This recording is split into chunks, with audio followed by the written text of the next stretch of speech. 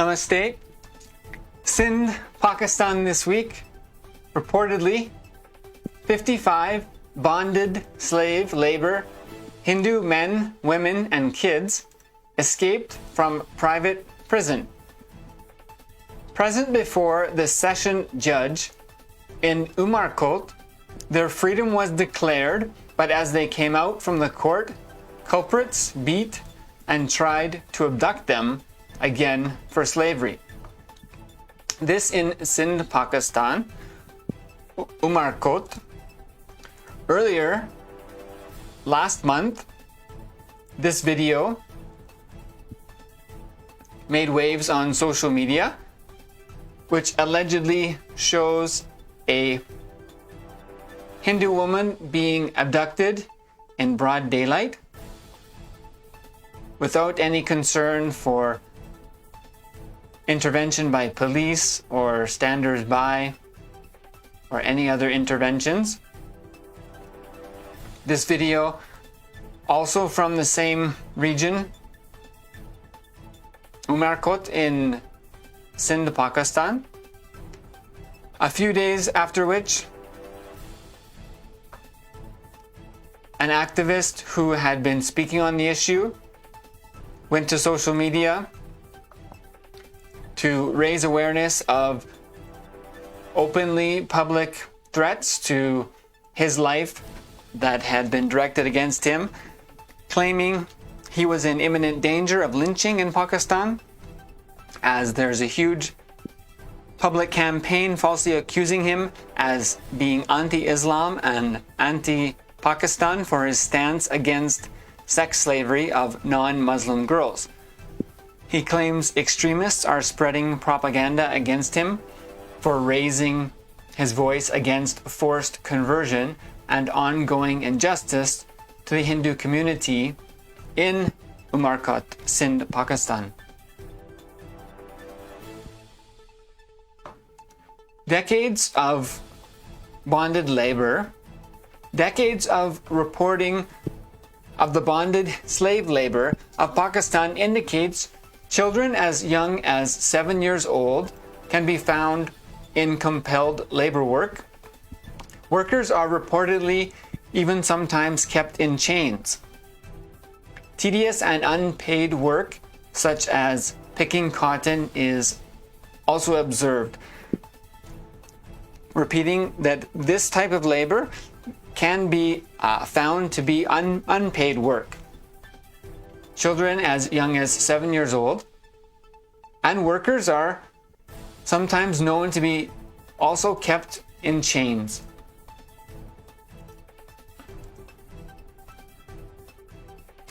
Today, bonded labor is found in different forms and is bracketed under modern-day slavery. The crux of the problem is often related to loans and debts as the heart of the exploitation where people are forced to work. So, for example, there may be many families, 25 families or more, that are working in a bonded labor situation, doing some type of labor. There may be a loan, say 60,000 rupees, 20,000 rupees, given to those workers to start the year's sowing of the harvest, and then payments on that loan are expected over time, and the interest accrues, and the landowner may make up excuses for what more expenses there were, or change the actual cost of expenses and carry that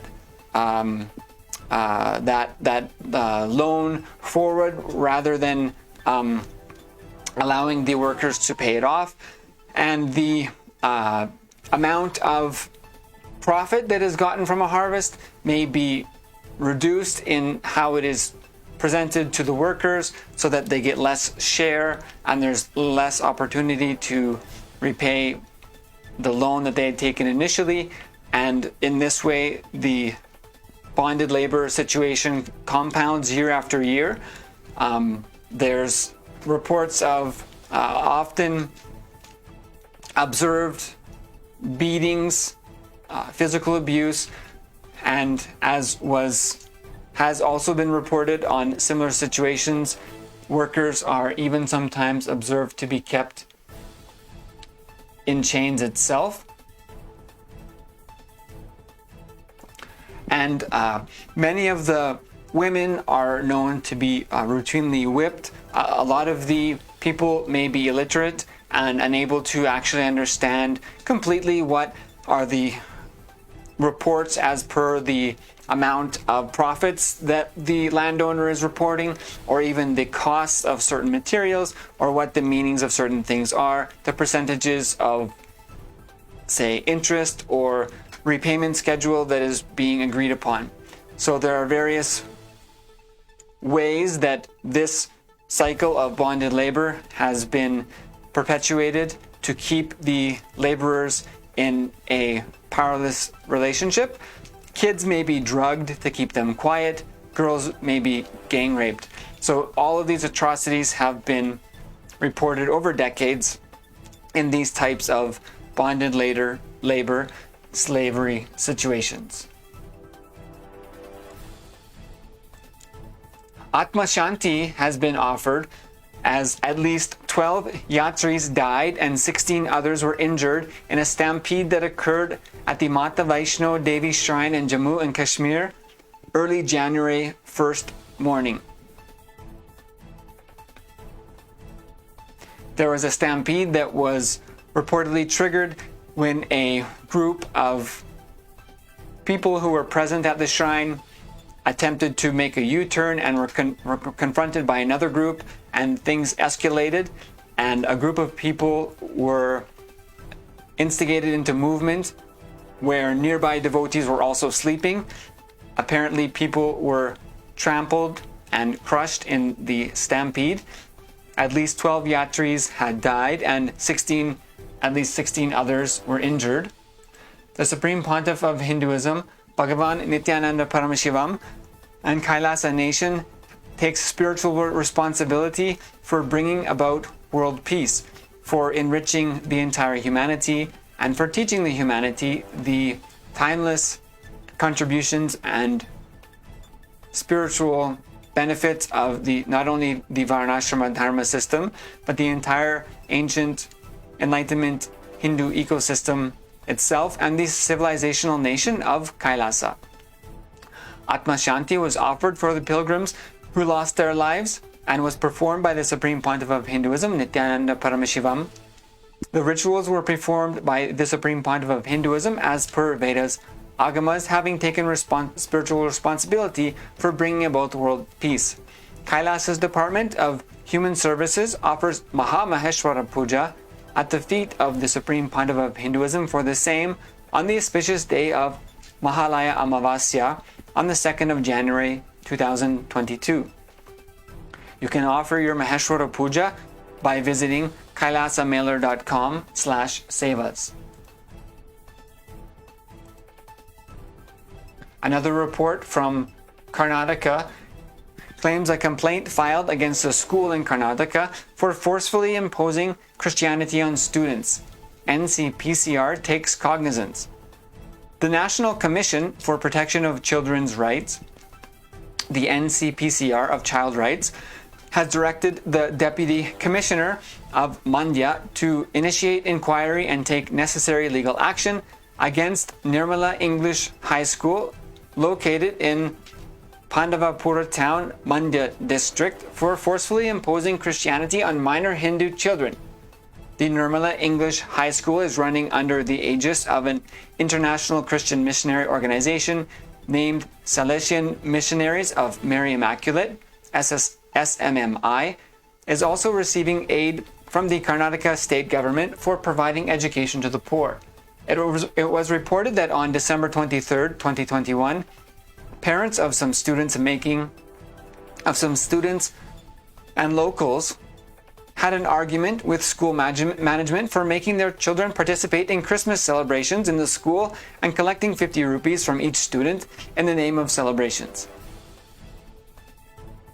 As soon as this came to light, legal activism organization Legal Rights Protection Forum, LRPF, reportedly probed the incident and found that the management is imposing Christianity on non-Christian students by making them participate in Christian events like Christmas, Good Friday, etc., and distributing Bibles and other Christian literature.